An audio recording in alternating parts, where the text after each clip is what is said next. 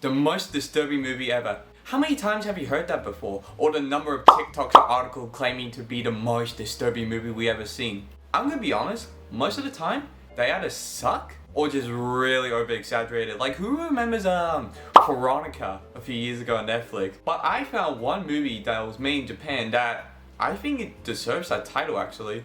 Maybe not the most disturbing movie ever, but definitely one of the most weirdest and disgusting in my opinion. I give you Midori, a Japanese anime film made in 1992, made by Hiroshi Harada. I think that's how you pronounce that right. I'm so sorry if that's not how it is. Hiroshi made the film all by himself with his own life savings on the line for this movie, and it took over 5 years to make. 5 years! But despite his efforts, Midori became one of the most notorious and controversial films, not only in Japan, not even in the animated sphere, but of all time. Just movies in general. Sallow, Serbian film, it's up there. Because of its, well, I don't think YouTube will want me to say, so maybe just I'll put it here, or maybe there. I don't know, it'll be somewhere, but I can't say the stuff that it contains. Hello Kino Freaks, I'm your host, NotoriousNicholas, and today, we're going to be looking at Midori. So, let's see if this film really is as disgusting as foul as everyone's been saying it is. And may YouTube show mercy on me, please. The film starts with a protagonist, Midori, who's just a normal, ordinary primary school? I don't know what kind of school she's in. I'm gonna assume middle school. Why not? Put it in the middle. Until she gets home and yeah, the movie starts really strong. She finds her mom getting eaten alive by a rat, but it looks like she was already dead. Don't know why she kept her in that state, but I don't know, it's a weird movie already. And we continue on the movie straight after that. It's kind of glossed over. It's kind of weird that it's only getting mentioned I think like once or twice. But anyway, so instead of Midori going to a normal orphanage or adoption, just anything, she decides to go to a creepy freak show instead of literally anywhere else. Like seriously, it shows you what the freak shows does, and it's been notorious for that sort of stuff. And Midori's like, yeah, that place looks chill. And what a surprise, the creep show hosts are creepy and a little rapey. Yeah, it's that kind of movie. And all the members there bully her, harass her, abuse her for, I don't know why. There are sometimes they treat her somewhat normal, but most of the time they should treat her like shit and she puts up with it. I would assume she could go at any time she wants, but decides not to. So after that traumatic experience as a start, instead of just leaving, she stays and works for the circus. Hell, she can't even go to sleep properly because they decide to have an orgy right next to her, and they even ask her to join. Bro, she's like 13! I'm not even gonna attempt to show this on YouTube. Maybe a funny censor look, haha, funny censor. It's okay, I'm not getting paid for this anyway. Moving on from that, Midori finds and takes a couple puppies, and I'm sure if you've seen any predictable, disgusting, or disturbing film, we all know what happened to the puppies. They fucking die. And they, not only did I die, they die in the most brutally animated way possible. Like, I can't show it obviously because it's really gory, but imagine Elfin Lied. Actually no, imagine that Elfin Lied scene with the dog, but like times 5. And then on the cherry on top, they decide to eat the dog and not tell Midori until she ate it. And obviously she doesn't take it well. Remind me again why she's decided to stay here? As you gather at this point, the movie is just shock value after shock value after shock value. I said shock too many times, I can't say the word properly. Who needs English? And I think at this point, it's like 15-20 minutes. It's not a long movie, it's only 15 minutes. But for like 1-2 5th in, and nothing's really happened. The movie decides to do a good old sleepaway camp moment and reveals that one of the girl members is actually a boy disguising as a girl because plot. It doesn't really do anything. It just, legit all we get is just her peeing in Midori's face, and I mean, sure, if that's your weird kink, I guess. Now, I have to give the movie one credit that I've noticed. It, for some reason, during this transitions, it decides to do like this cool Japanese art style mural piece. I don't know the exact word for them, but they are actually nicely detailed and look good. So I can't knock the animator or the one guy who did it all. So props to him. If I wasn't holding this, I would clap properly. Good job. But let's be real, it's like putting a gold frame for a piece of shit. Anyway, where were we? Oh yeah, more fucked up shit. Later on, Midori has a fever all of a sudden, probably from all the fucking dogs and the pork dishing she has. And in her dream, she has a dream about her dad, who only got mentioned once by the way, so I didn't even bother picking it up, eating a pickle. Which I don't know why. I really wish I was recording an audio commentary because the fucking reactions I had would have been wild. After that, finally the plot actually has a fucking plot and decides the circus is running out of money. And they need to find a way to get more viewers and more money. Hey, that's just like me, for real, please like, comment, and subscribe, please, I need the money. In that case, they hire a new dwarf magician from the West. I'm assuming the US? They don't really say, they just say from the West, so I'm gonna assume the US, UK, question mark, maybe Australia? Name, Matsumitsu, yeah, take it as you will, I'll put the name here. You fucking decipher yourself. Whose whole appeal is that he can fit into a glass jar. No, don't go in the jar, no. Anywho, Matsumitsu and Midori fall in love straight away. Like, I swear to God, after him appearing in 2 minutes or so, they just fall in love, which is cute. And I would say this is a better love story than Twilight because haha funny, but Midori-chan, kawaii ne. it's fucking creepy.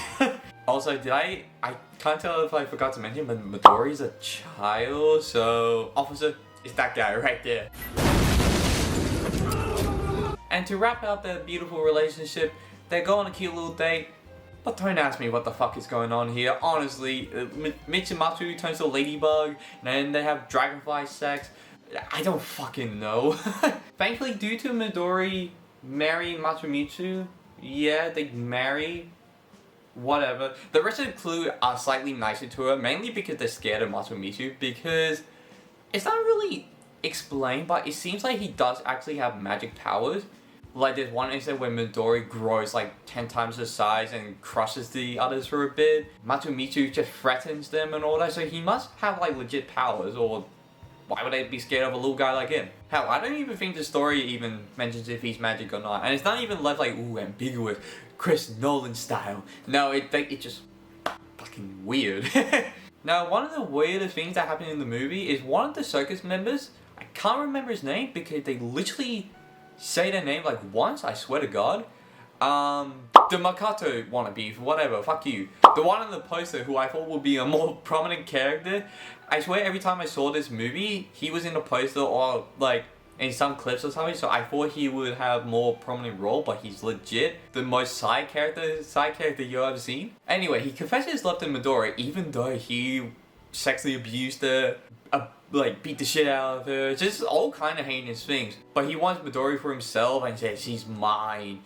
Midori, I love her, but where the fuck did this come from? I guess all that abuse was very romantic to him, I guess. But Masa obviously grows jealous and just decides to, you know, kill him with magic.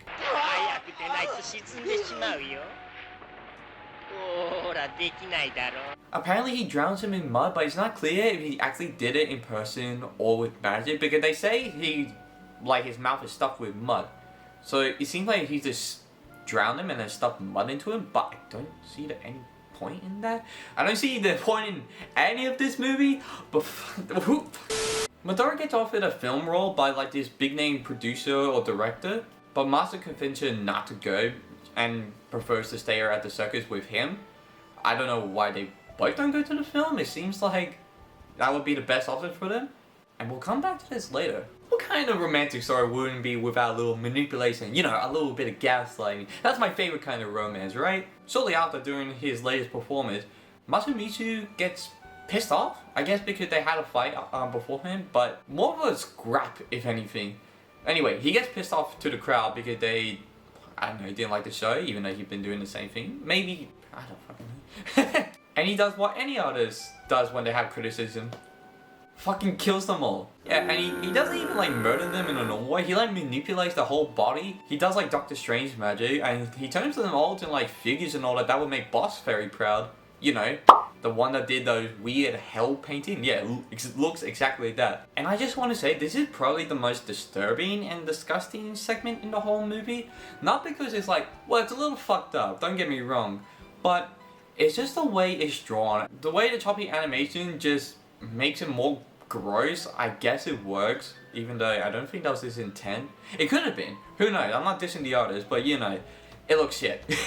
But the worst part about it, this movie would almost at the end, I think 10 minutes in, 10 minutes left I mean, and it's so fucking boring.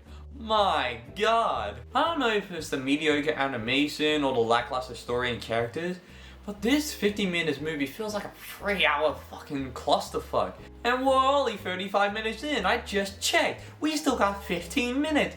Ah.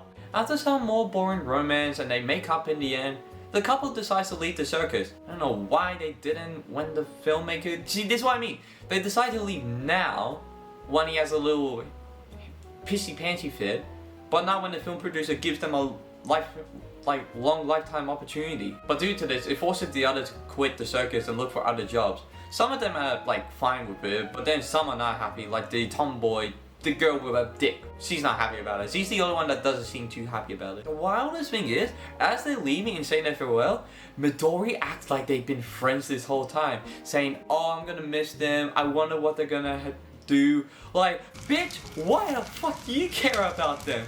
They fucking raped you, they fucking abused you, called you names, made you sick, feed you dog, and you're gonna wonder what's gonna happen to them? I'll say, fuck you, I'm out of here, I hope you all rot. Man, Stockholm Syndrome is a crazy thing, am I right or am I right? But of course, this can't be a happy ending without a little spice to it, you know? As I think the guy pretending to be a girl kills the film producer and Matsumitsu. In the end, the girl pretending to be a guy whose name only mentioned once, I can't remember her name, decides to kill who I think was a film producer. It looks like a random guy, but it looked similar to him in terms of facial features and all that. And Matsumitsu, in a fit of rage, I think, because she was crying that she gonna have to quit and all that. But it's not really elaborated if it was actually her, because she has a whole disguise, she has like a hat, a different outfit and everything, so I'm not really too sure. I'm gonna assume it's her. If it's someone else, please let me know. Anyways, the young guy, in a fit of rage, kills them both, except for Midori. She gets away. Okay, probably the most weirdest bit is the ending applies. Midori goes back to the circus reluctantly, and she obviously doesn't want to stay there, and the whole circus members, the whole cast, pretty much are laughing and insulting her and all that. The whole scene becomes trippy and weird, so I can't tell if this is in Midori's head or if this is a dream. It doesn't make any sense. I can't elaborate what is fiction and what is not fiction. Pretty much, this is being weird for the sake of weird, and I don't like it. I don't like it at all. It makes no fucking sense. Listen, I like my weird bullshit. Look at me. Look at me. I'm a film snob. I'm a film bro. I like my weird shit. But when it makes sense, or you can at least get an interpretation. But this, what am I meant to get from this? This ending is more weirder than the end of Evangelion. At least for that, I can sort of understand what the fuck is going on. Anyway, that was Midori. Was it any good? No. The animation was just choppy. Sometimes the lip sync didn't even match up properly.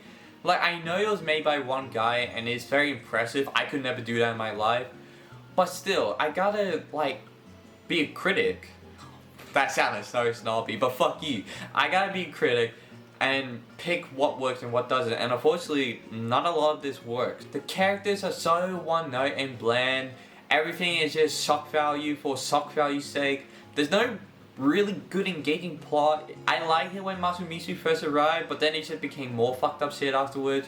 For plot, I guess. Hell, even the controversial and shocking scene that I've heard people like, I think this was in a deeper section of the iceberg. You know that disturbing iceberg list that Wendigoon made or did? That was in the deeper section, but I thought it wasn't really that bad. I seen more fucked up stuff in like Sallow, maybe Serbian film not that bad. Human Centipede 2 is pretty fucking weird. Sure, they were gross, but even in animation, it's not even the weirdest or the most fucked up thing I've seen, if that makes sense. I think the reason why it was banned all across the world is because, not because of, well, the content of course, but I think because of its like unconventional format in animation. I think because at the time, animation was seen as like a pure or like more kid-friendly or childish thing. So seeing this like N17 really fucked up animation just doesn't fly with any countries at all. And I can't blame them, to be honest. Imagine accidentally renting this and just seeing like dogs getting murdered, children getting abused, rape, all that sort of shit. So yeah, I can see why they didn't do it. And plus, it's not even that great of a film. It's just, like I said, shock value after shock value. For me, it's just another shock culture flick with no value or no character to it at all. Anyways, Kino Freaks, my name is NotoriousNicholas. I hope you enjoyed watching. If you did, don't forget to like, comment down below, subscribe, hit the bell, do all that jazz. And if you want to see more disturbing film things, I have more in the pipeline. So if you want to see more content like this, I really enjoy doing this kind of video. Sort of like a low-key style, just looking at film, critiquing them, while also giving my own style to it. So I'm just doing it for the sake of fun. So if you enjoy it, great. We're all in the same happy boat together. If you have any other disturbing movies that you want me to cover or even check out, let me know in the comment down below. Because I'm going in this deep rabbit hole that I don't think I can come out from anymore. The amount of stuff I've seen, yeah, it's fucked up. Anyway, this has been fun. I hope you all have a fun and safe night. And I'll see you all next time. And get ready for the next film. Because, oh boy, the next one I have in mind is a doozy. Bye!